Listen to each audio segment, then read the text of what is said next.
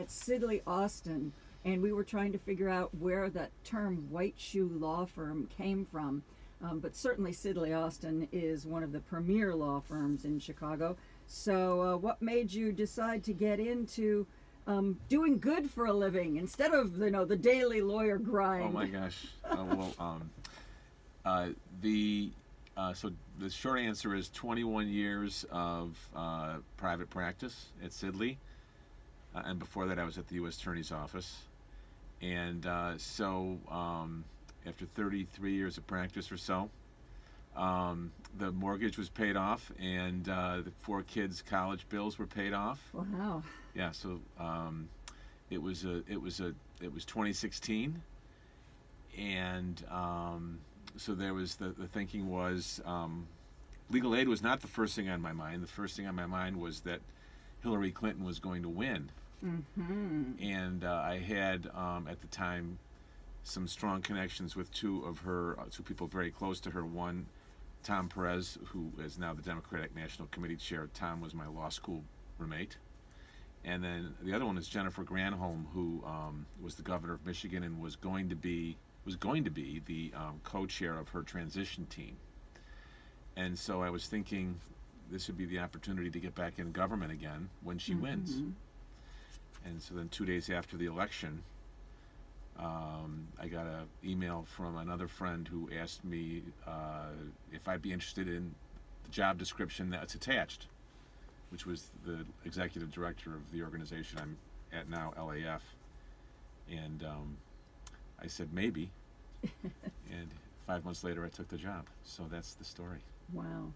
You said they contacted you 2 days later. If you were like me, you were still in bed, curled up into a little ball, sobbing. Yeah. 2 days later. I was out of the fetal position, but I was. But maybe still in your bathroom. Yeah. No, so it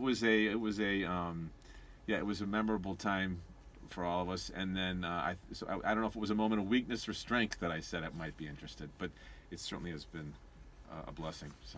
So LAF, I realize that it's nice to have a little short name, but that doesn't always convey what the organization is. So tell me about the organization. Sure.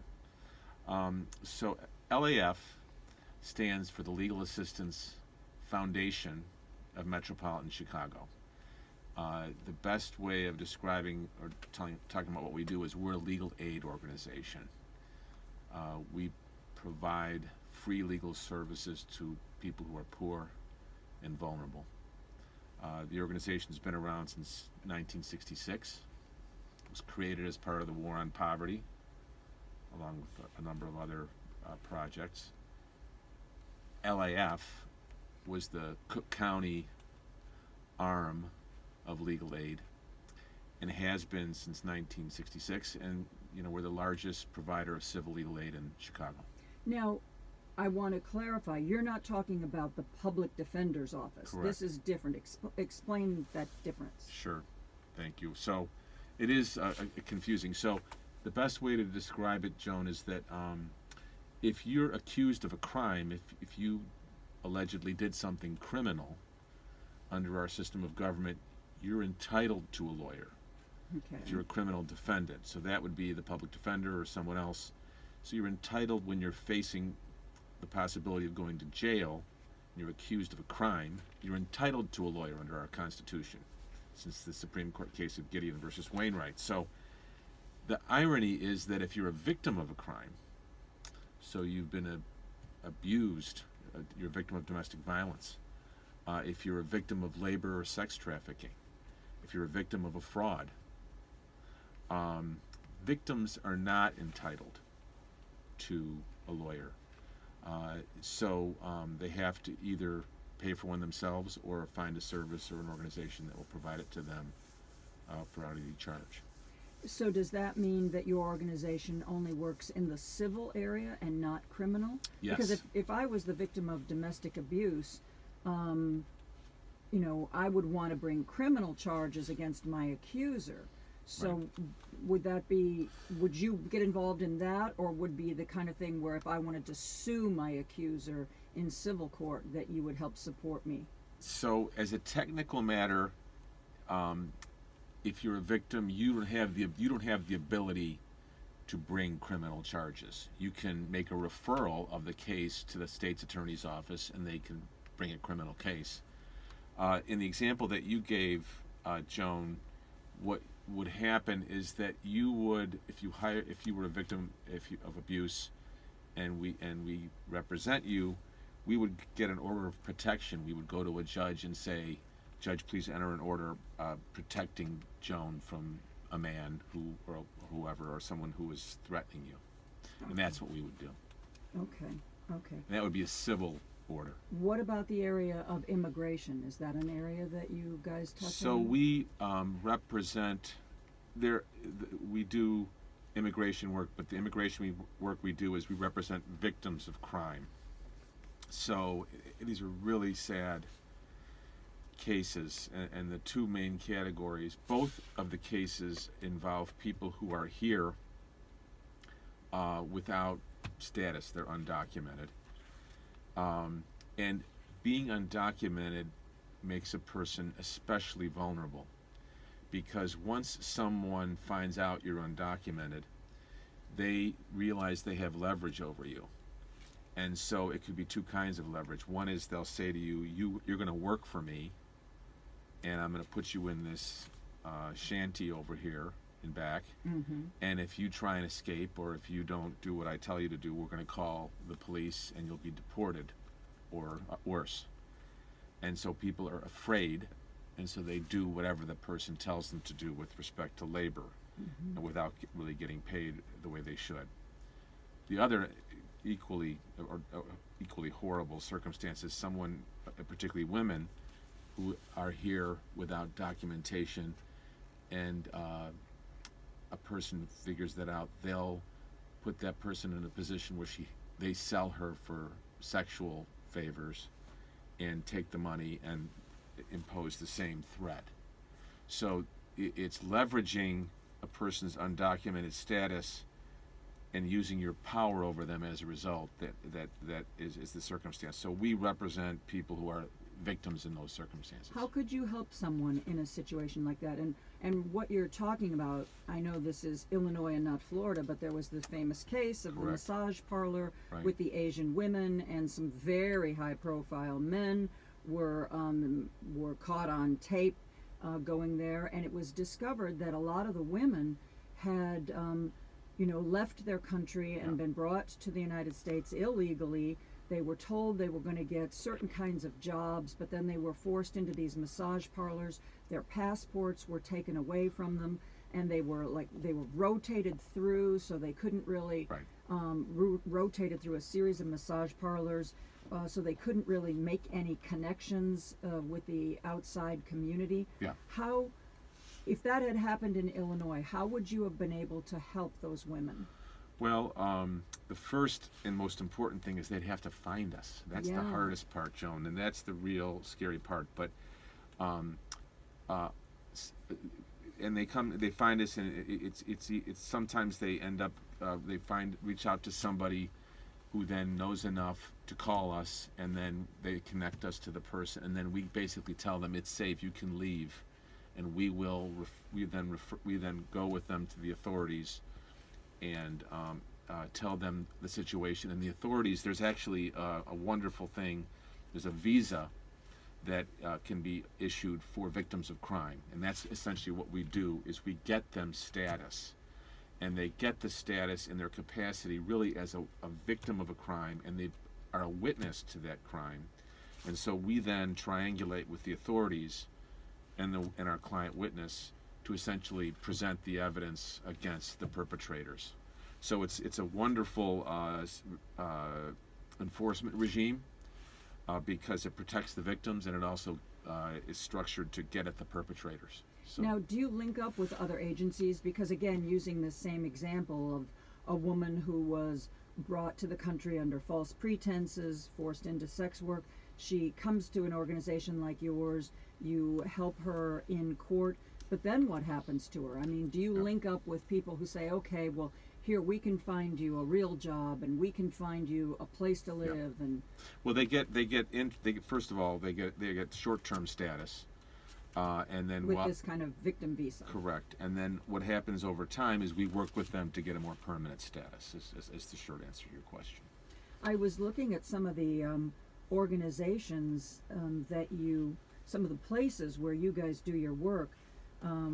Wicker Park, Humboldt Park, Woodlawn Legal Clinic, McCutcheon Legal Clinic in Uptown, Veterans Legal Clinic, Provident HIV Legal Clinic, Eviction Defense Help Desks, Rolling Meadows Courthouse Help Desk, Juvenile Expungement Help Desk, Bankruptcy Help Desk, Federal Court Help Desk. How come you guys aren't more famous if you're doing all this stuff? That's a great question. That's why I'm on the show, Joan. That's why when you invited me to come, that's why I agreed to come. So, it is. I think the biggest problem we have is our profile has not been raised high enough, and so we're grateful to you to invite us to come on and talk about it. But that's a great question.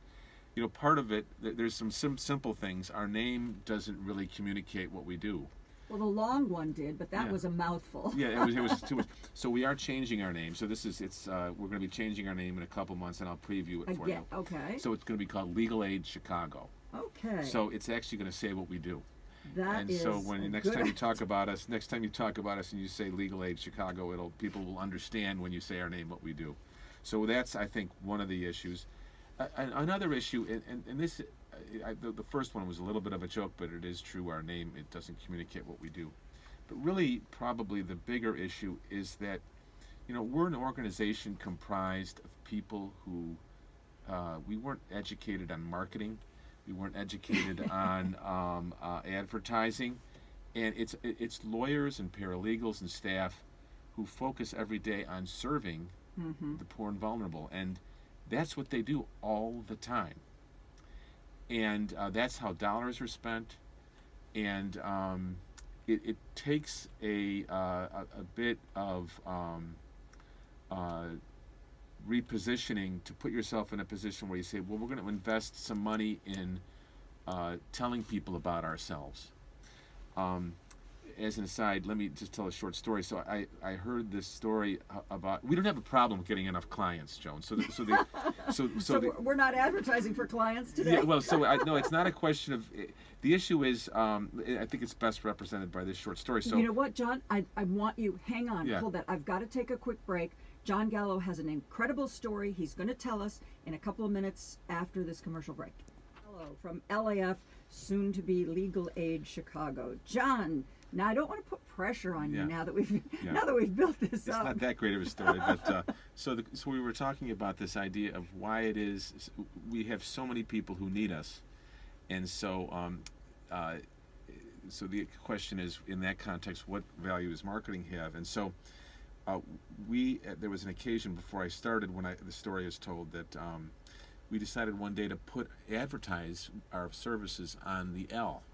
Mm-hmm. And one morning, our advertisements for LAF began being posted on the L, and the volume of calls for our services that morning, we had to shut down our phone lines almost immediately because the reason I mentioned this to you, Joan, is we don't have a problem getting clients. Clients find us, and so. That's been, in the 52 years of our existence, we've never had a problem finding the clients who need us. That hasn't been the problem. The problem has been getting the funding to increase our services. And so, there have been two sort of historically terrible political periods in the history of legal aid. The first was in 1984 when the Republican Congress and Ronald Reagan slashed legal assistance in half, leading to dramatic cuts in legal aid. And the second was in 1996 with the Newt Gingrich Congress, when initially they proposed completely defunding legal aid, and subsequently there was something that was worked out, but in turn it led to additional cuts in our services. And this administration has, just as an educational point, the latest budget that's been presented to Congress he's proposed completely defunding legal assistance again. So and it's in the face of these cuts that we find ourselves in a situation where we have to essentially market ourselves to tell people about ourselves so we can get private funding for our services. Are you a nonprofit? Yes, we're a 501c3, so if you go to lafchicago.org and hit donate, we'll accept your money. Are you eligible for any grants, or are there any foundations whose mission lines up with your mission? Fortunately, yes. And we have some fabulous longtime funders, some anonymous, some not, who have been very, very generous. So 60% of our funding comes from private sources, and those include law firms and generous private foundations. Well, I was perusing your website, and I want everyone to know that this is not why I asked John Gallo to come on today. But as I was going through your website, you're having a luncheon, and you're honoring John Levy. Yes. Jill and John Levy are very good friends of mine. So that's news to me, Yeah, Joe. our kids went to school together. Oh. And Jill was she was the Was it room- Francis Parker? Or Yeah, no? before I moved up to the north burbs, my kids both went to Parker. Yeah. And Jill has a daughter that was in my son's grade. Yeah. So yeah, I mean, we used to. I actually just even saw them. I saw them around Christmas time. So you're honoring John, who's Yeah. a great guy Yeah. and worthy of honor. Yeah. So John Levy is my former partner at Sidley, but more importantly for this purpose, he is the chairman of Legal Services Corporation and has been for almost 10 years. Legal Services Corporation is the funder of legal aid. And so what happens is mechanically is Congress sends money to Legal Services Corporation, and then they grant money in turn to organizations like us. So John is one of the most articulate and thoughtful spokespersons about the value of civil legal aid that I know of. He's a hero in the legal aid space, and so we're flattered to be able to honor him. Yes, he's a terrific guy. He's just a wonderful human being. And we were talking about raising your profile and getting the word out. Before I came to start doing radio, well, obviously I was on television in my younger years, but then when my kids were little, I left. And but after a few years, I and a few friends, we started a media training company. And we would teach people how to get the word out, what to say, how to say it, who to reach out to. And, at first, we dealt with a lot of companies and a lot of private clients. But as time went on, I found myself more and more drawn to doing it for nonprofits. I did a lot of some paid, but a lot of unpaid work, like with Planned Parenthood. They just got here in Illinois a few years ago, they got a new head. And I found myself drawn more and more to things that really resonated with me. They weren't necessarily good for the bottom line, but that kind of, that was what, when I spent a morning training somebody who was trying to make the world a better place and really could help them be a better communicator and raise their profile. I may not have walked away with a big check, but I walked away feeling like I had done a little bit of something to make the world a better place. Yeah, for sure. Well, if you're available, we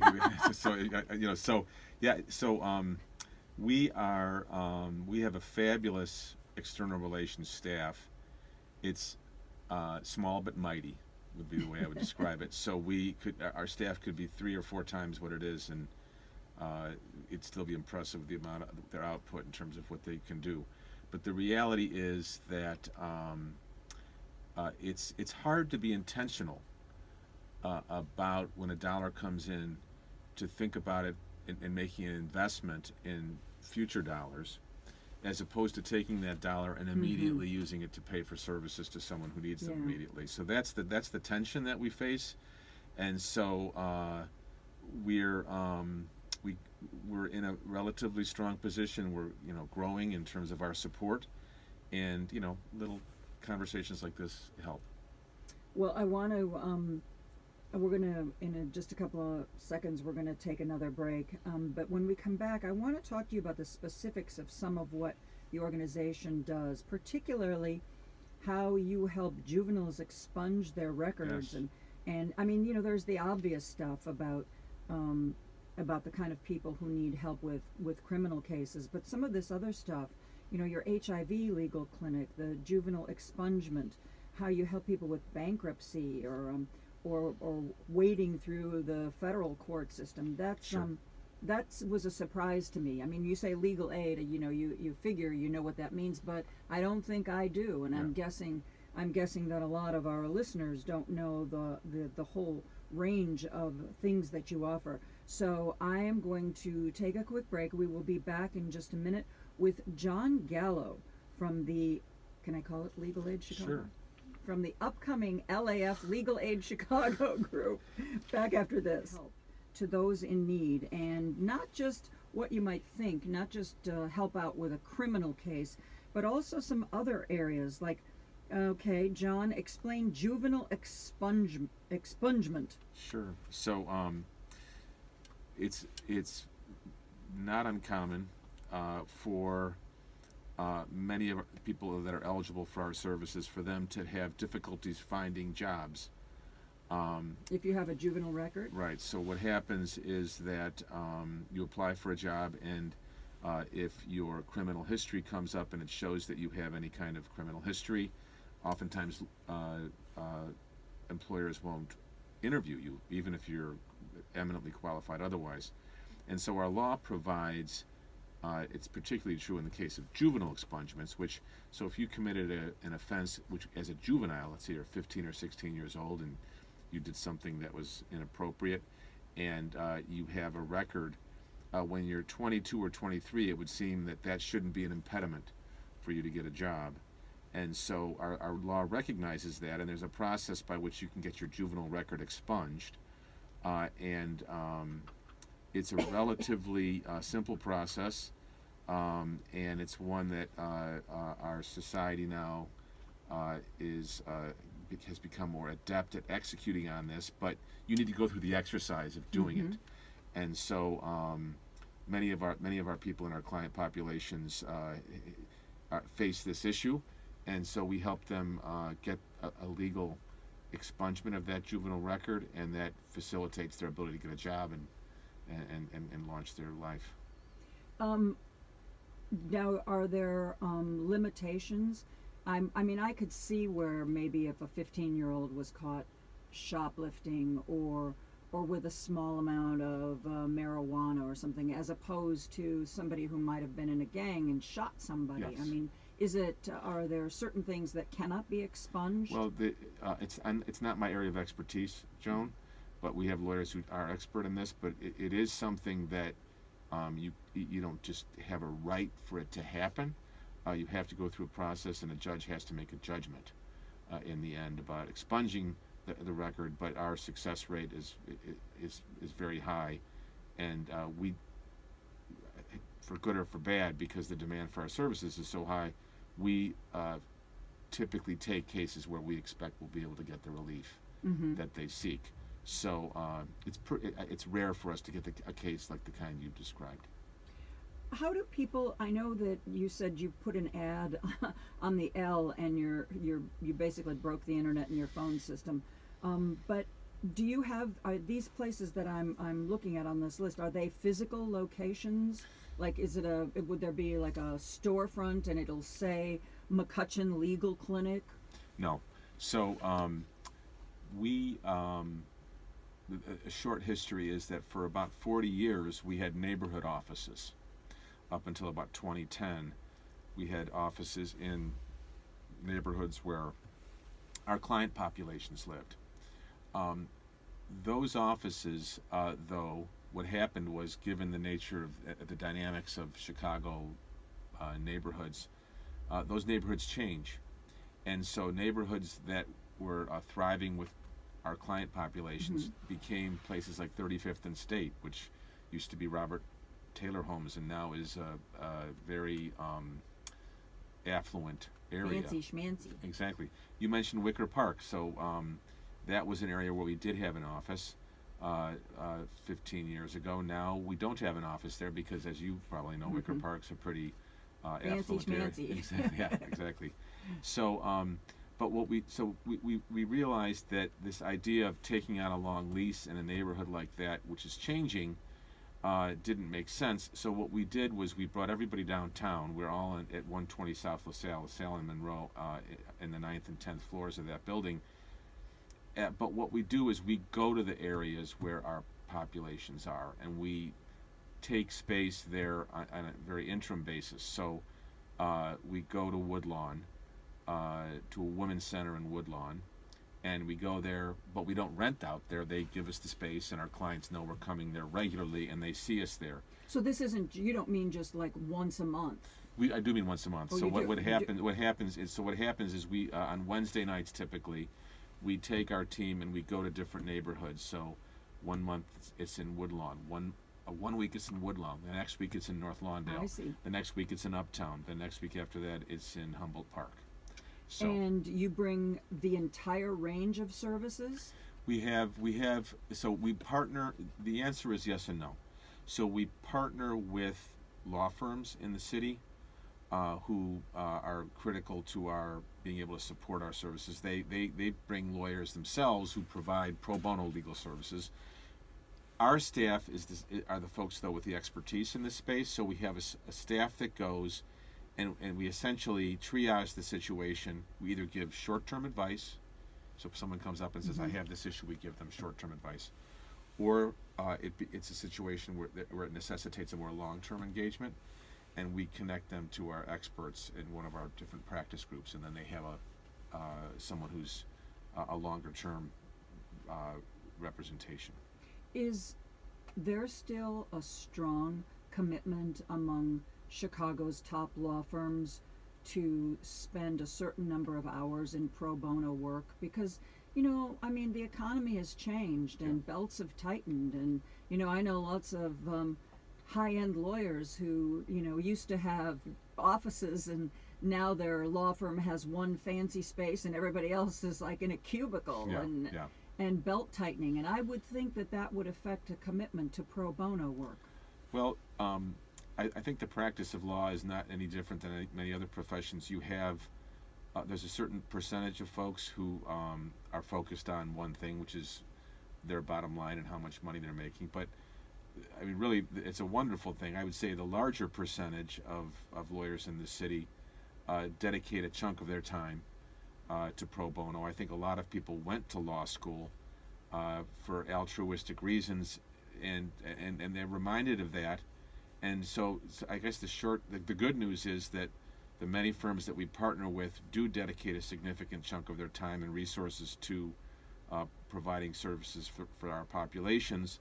And our job is to sort of facilitate connecting them to our populations. The one thing to add, Joan, to that is that, and I'm probably the best witness to this. So I had practiced law for 31 years, both as a federal prosecutor, then a partner in a large law firm before I came to LAF. And I, in terms of knowledge about the subject matter of poverty law, when I started, out of 150 folks at the organization, I was number 150 in terms of knowledge of the space. So my point is, there's a lot of sophistication that's necessary to represent a tenant who's wrongfully trying to be evicted by a landlord. There's a lot of sophistication involved in representing an abused woman in a family law context where the husband has the money and the power and the lawyer. Mm-hmm. And so we have a staff of amazingly dedicated people who make a tenth of what lawyers in private firms make, and who have dedicated their life to learning about this area and becoming expert in it. So one of the ironies is, the highly paid lawyers that we work with, when they're in our space, they go to the lawyers who are the experts and who make a fraction of what they make, and they take direction. Oh, big time. And they welcome the direction, and it's the same way that I welcome it, and also honor it, because it is truly a mission, a lifelong mission that these people live. How many lawyers work for this organization? we have 88 lawyers. We have about half as many paralegals. So our administrative costs that we have are shockingly low. A giant percentage of our staff are actual case handlers, and that's, it's when you're living on trying to be efficient with your dollars, it makes you efficient. So you have to be efficient. You mentioned some of these cases like the bankruptcies. I could see where that would be really complex because, one of the things that came to light in the campaign for mayor is this issue of poorer people who get tickets or they don't have a city sticker, and they can't afford it, and then there's the tickets, and then the tickets pile up, and then suddenly their car is booted and they can't get to work and they can't pay the fines. It's a great example. And they're losing their jobs and then they're losing their homes. Oh my God! WBEZ just did a fabulous. Not to put the pitch in for another organization, but that's okay. I used to work there too. Yeah, they did a wonderful spread on this, and it's so ironic you mentioned that because I was thinking about it. The city had this program where it would seize cars, and then when so our clients would go to court and attempt to basically get the car back, so that they could go to work, and to take care of their debt. So they're trapped in this circle of you don't have a car, so you can't get to work, so you can't get money, so you can't pay off your debt. And so we've had a great deal of success in court against the city in that regard, and have created some precedents that are helpful to those client populations in that circumstance. So how do people know where you're going to be when? I would assume if you're going to be with, if you're like Wednesday nights, you're going to be with a certain organization, that organization Right. would try to get the word out. But if somebody's listening to this now and they say, oh boy, man, I know somebody who could probably really benefit from that, what do we tell them? So there's, I didn't mean to suggest that the only way to get to us is to meet us at a neighborhood clinic. That's not, in fact, that's a small fraction of our cases we get that way. The two biggest ways, well, the three biggest ways we get our cases are people go online, and if you just type in LAF, Chicago, we're the top of any Google search, and so you click on that. Or the fourth thing, because I had to scroll through a couple. Oh, did you? Yeah, there were some weird things, and there's always a couple of things that are promoted, and Yeah. you're like, wait a minute, that's not my search. Yeah. So, but just keep looking. Before you get to the bottom of the Okay, first well, page, I'm you'll glad find to it. hear that. We haven't paid Google to put us at the top yet, so we're so our if you type in LAF legal assistance or LAF legal aid, I'm pretty confident we would pop to the top of that list. And then there's a process that you can go through. The easiest way to do it is to just click on a link which takes you to a place where you can type in your legal problem, and that will walk you through a place where then you'll be sent an email and we'll contact you. The other way, because many of the people that we, like me, who are not that organized with respect to doing things electronically, you prefer to talk to a human being. You're so old-fashioned. Yes. So we have an intake line, and the numbers on our website. And what happens is you go to our intake line, and there's a series of prompts you have to go through to make sure that you're eligible for our services. You have to financially qualify, and then the problems that you have to be sorted. Like, for example, we don't do criminal cases. So if you're either over income, or if your problem is a criminal problem, then we would direct you elsewhere.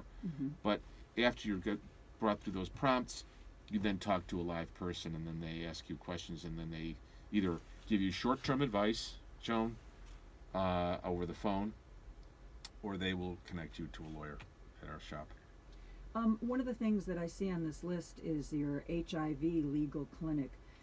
Do people, I would assume what you're talking about here is somebody who doesn't get a job or is discriminated against in some way because they're HIV positive. Yes. But people don't have to disclose that, do they? Well, our HIV. So there are funders. So the way to think about it is, we represent certain populations that are vulnerable. And so, for example, and I'll come back to HIV in a minute, but these vulnerable populations may have similar problems. They may have a housing issue. They may have a domestic violence issue. They may have a consumer issue. They may have a public benefits issue. So the way to think about it is people with HIV have all those different types of problems. And then depending upon the nature of their situation, they may have other associated medical issues.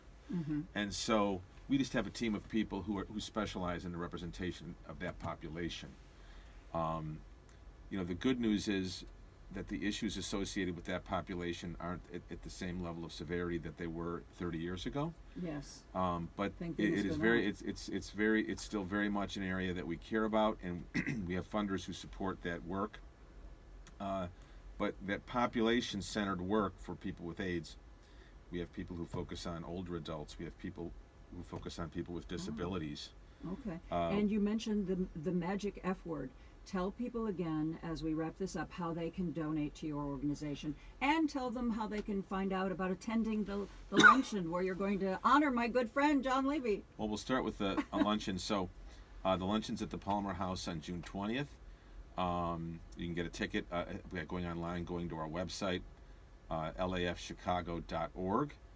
And as far as funding us, there's a donate button on that website, which will take you through the prompts, and we will take your credit card. I can assure you that. Or you can just send us a check at the address. No donation too big. No donation too big. Just put as many zeros on that check as you want to put on it. John, it has been a delight talking to you, and I hope we will do it again. I would love that, Joan. Thank you. Thank you so much. Maybe the theme for the day would be $820 to LAF. Just as an idea. What a great idea. Yeah. Paul Shavari, producer, fork over that money.